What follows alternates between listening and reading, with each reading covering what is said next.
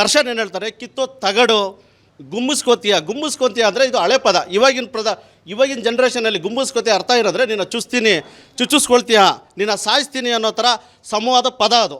ಆಗಿನ ಕಾಲದಲ್ಲಿ ಗುಮ್ಮಿಸ್ಕೊತೀಯ ಅಂದರೆ ಕೊಲೆ ಮಾಡ್ತೀನಿ, ನೀನು ಕೊಲೆ ಹಾಕ್ತೀಯ ಅನ್ನೋ ಮಟ್ಟಕ್ಕೆ ಆ ಪದ ಸರಿಸಮವಾಗಿದೆ. ಎಲ್ಲೋ ಒಂದು ಕಡೆ ಬೆದರಿಕೆ ಆಗುವಂಥ ನಿರ್ಮಾಪಕರಿಗೆ ಅನ್ನದಾತರು ಅಂತ ಹೇಳ್ತಾ ಇದ್ದಾರೆ.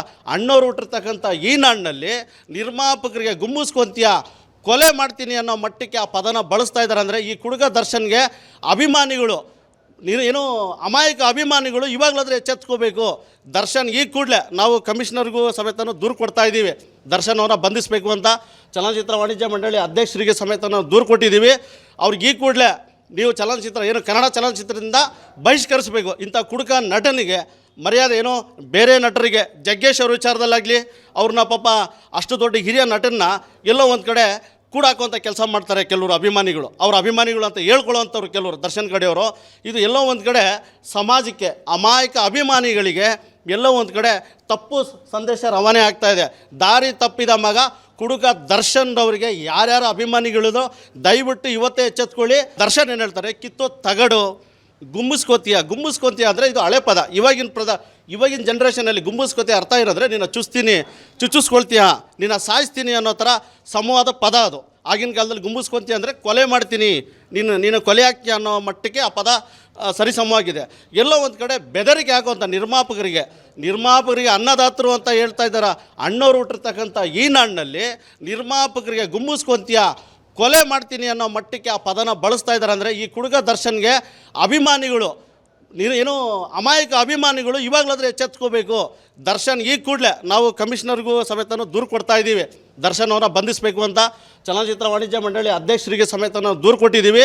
ಅವ್ರಿಗೆ ಈ ಕೂಡಲೇ ನೀವು ಕನ್ನಡ ಚಲನಚಿತ್ರದಿಂದ ಬಹಿಷ್ಕರಿಸಬೇಕು. ಇಂಥ ಕುಡುಕ ನಟನಿಗೆ ಮರ್ಯಾದೆ ಬೇರೆ ನಟರಿಗೆ ಜಗ್ಗೇಶ್ ಅವ್ರ ವಿಚಾರದಲ್ಲಾಗಲಿ ಅವ್ರನ್ನ ಪಾಪ ಅಷ್ಟು ದೊಡ್ಡ ಹಿರಿಯ ನಟನ್ನ ಎಲ್ಲೋ ಒಂದು ಕಡೆ ಕೂಡಾಕುವಂಥ ಕೆಲಸ ಮಾಡ್ತಾರೆ ಕೆಲವರು ಅಭಿಮಾನಿಗಳು. ಅವ್ರ ಅಭಿಮಾನಿಗಳು ಅಂತ ಹೇಳ್ಕೊಳ್ಳೋವಂಥವ್ರು ಕೆಲವರು ದರ್ಶನ್ ಕಡೆಯವರು.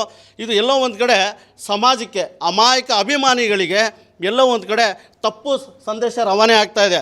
ದಾರಿ ತಪ್ಪಿದ ಮಗ ಕುಡುಕ ದರ್ಶನ್ ಅವರಿಗೆ ಯಾರ್ಯಾರು ಅಭಿಮಾನಿಗಳಿದೋ ದಯವಿಟ್ಟು ಇವತ್ತೇ ಎಚ್ಚೆತ್ಕೊಳ್ಳಿ. ದರ್ಶನ್ ಏನು ಹೇಳ್ತಾರೆ, ಕಿತ್ತೋ ತಗಡು ಗುಮ್ಮಿಸ್ಕೋತೀಯ ಅಂದರೆ ಇದು ಹಳೆ ಪದ.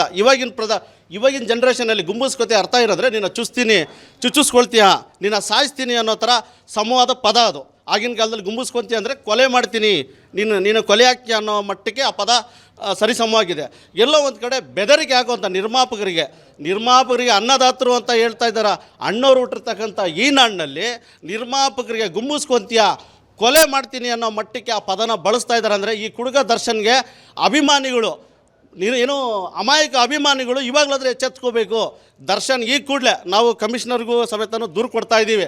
ದರ್ಶನ್ ಅವರ ಬಂಧಿಸಬೇಕು ಅಂತ ಚಲನಚಿತ್ರ ವಾಣಿಜ್ಯ ಮಂಡಳಿ ಅಧ್ಯಕ್ಷರಿಗೆ ಸಮೇತ ನಾವು ದೂರು ಕೊಟ್ಟಿದ್ದೀವಿ.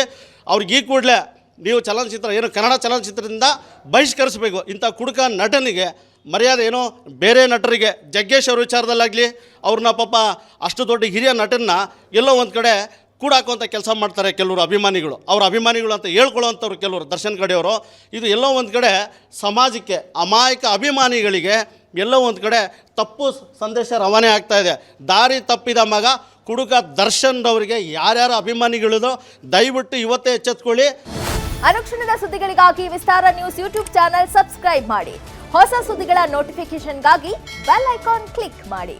ಲೇಟೆಸ್ಟ್ ಅಪ್ಡೇಟ್ಸ್ಗಾಗಿ www.vistaranews.com ವೆಬ್ಸೈಟ್ಗೆ ವಿಸಿಟ್ ಮಾಡಿ.